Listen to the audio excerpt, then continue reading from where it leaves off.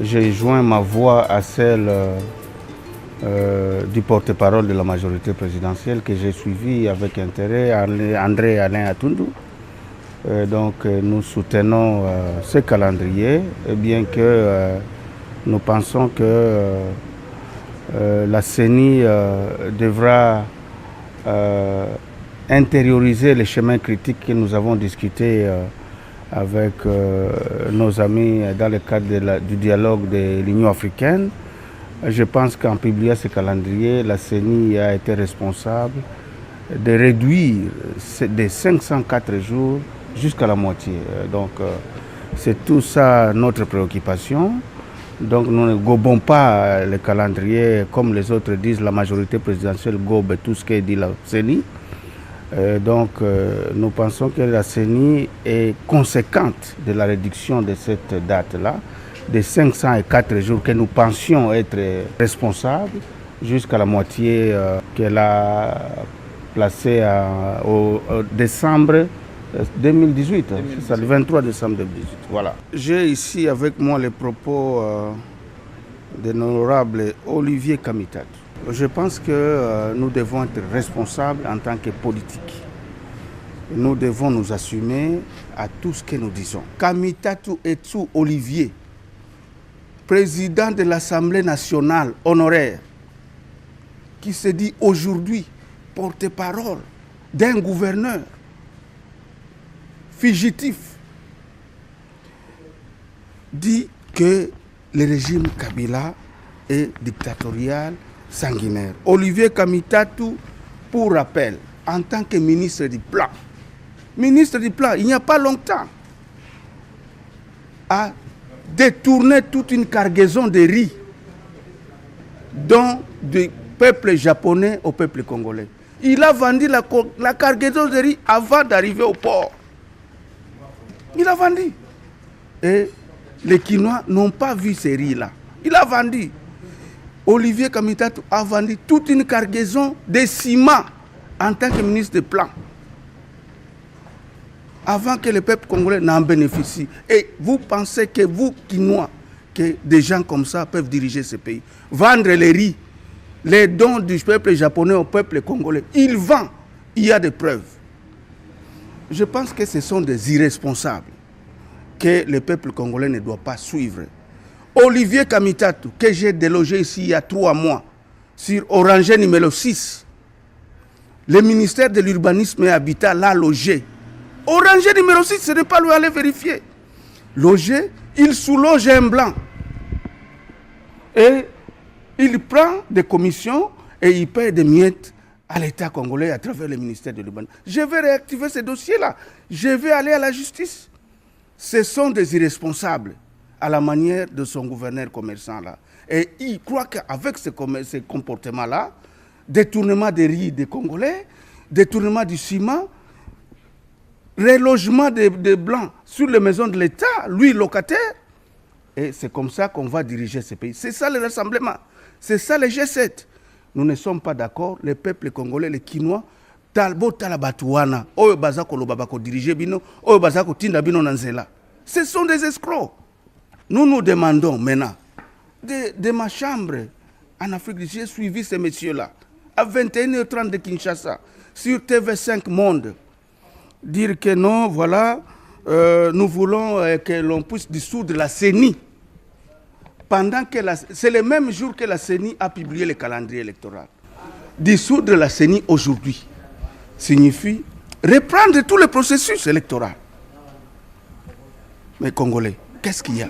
C'est-à-dire que ces gens-là ne sont pas... Donc, Olivier Kamitatu, porte-parole du gouverneur fugitif en exil, ils ne sont pas prêts aux élections. Donc, tout dissoudre CENI maintenant, et que nous puissions recommencer le processus. Non, je crois que le peuple congolais doit être responsable et ne peut pas suivre ces aventuriers-là. Les choses sont maintenant claires. Le vice-président de G7, Olivier Kamitatu, et son patron, président de G7, Moïse Katumbi, ne sont pas responsables de l'opposition congolaise. L'opposition congolaise est plurielle.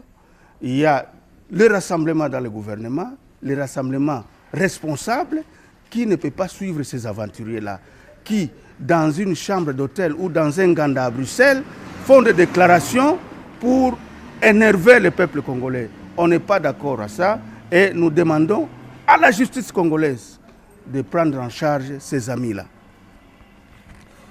Chers compatriotes, je crois que Olivier Kamitatou a encore dit que le calendrier de la CENI ne respecte pas l'accord de la CENCO et qu'il demande à la CENCO de désigner un président intérimaire pour la transition contre Kabila.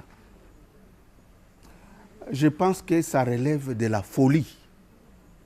Pourquoi? Parce que tous ces gens-là, et Kamitatou, et les autres sont signataires. Kamitatou est le 11e signataire des 11 personnes qui ont signé sur la liste du rassemblement à l'accord de la CENCO.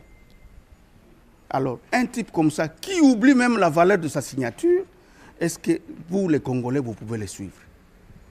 La CENCO a été impliquée dans ce processus à cause de la magnanimité du président Kabila. Nous sommes dans un pays laïque. Article 1er de la Constitution. La République démocratique du Congo est un pays laïque. Mais en quoi la CENCO peut désigner un président intérimaire? Aucune loi de ce pays, ni l'accord, ni la Constitution ne prévoit la transition sans Kabila. Il y a une seule possibilité, mesdames et messieurs de la presse, de la transition sans Kabila, c'est-à-dire que le président Kabila est mort. Donc, en disant cela, Olivier Kamitatou et le gouverneur commerçant ici, Moïse Katumbi, ils visent l'élimination physique du président. Nous nous posons la question, où est la justice congolaise? C'est des gens qu'il faut arrêter. Lorsque vous visitez nos lois, lorsque vous lisez la Constitution de la République, sur toute la ligne, la transition sans Kabila, c'est-à-dire ils vont tuer le président. Maintenant, nous nous demandons par quel mécanisme. Et en retournant ici à Kinshasa, je vais activer la justice pour que ces gens-là, ces fugitifs, ces hors-la-loi, puissent nous justifier comment ils vont organiser la transition sans Kabila.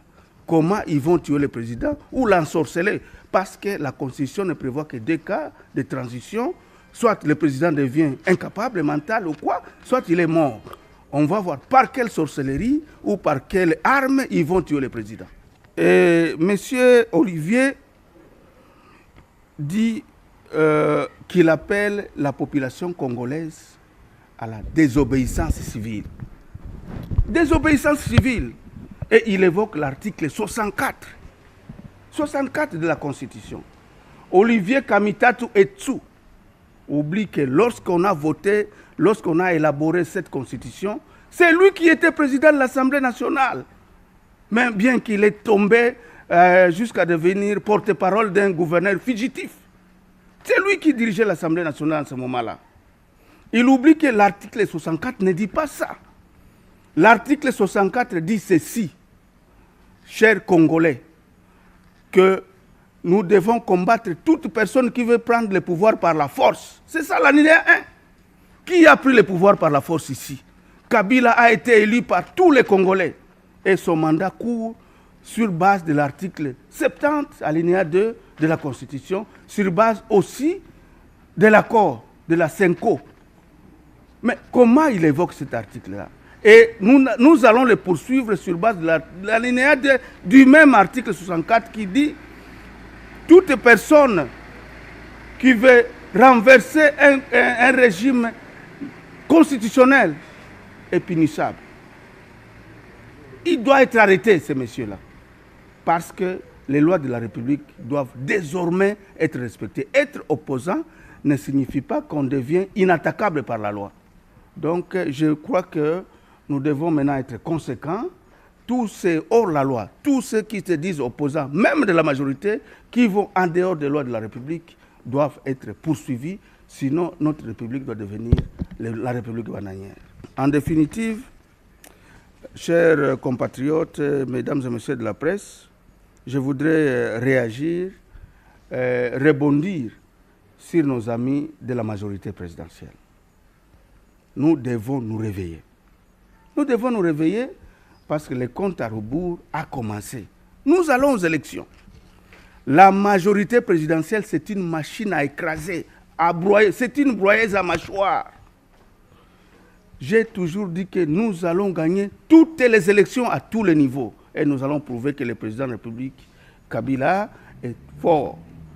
Nos amis là n'ont pas besoin des élections. Voilà, ils sont en train de chercher maintenant des prétextes. Le calendrier est là, qui se range à notre bataille. À partir de demain, moi je vais commencer mon travail, je commence la tournée. Non seulement de la vulgarisation de l'accord que j'ai commencé il y a un mois, mais je vais vulgariser le calendrier. Je vais aller partout pour dire aux camarades de la majorité, rangez-vous, battons c'est hors la loi là. Et on va prouver à la face du monde que Kabila et sa majorité, c'est des machines à broyer, c'est des broyeurs à mâchoire. Et que nos amis là, c'est qui Kamitatu, pas Massamba, son père, Kamitatu Etsu, il ne se ressemble pas à son père, et son ami là, le gouverneur là. C'est une association compliquée. Nous allons leur prouver que Kabila c'est une machine et il n'en sera pas comme ça au Congo. Les amis de la majorité, rangez-vous comme un seul homme, serrez-vous les coudes autour du président Kabila pour faire la honte à ces hors-la-loi.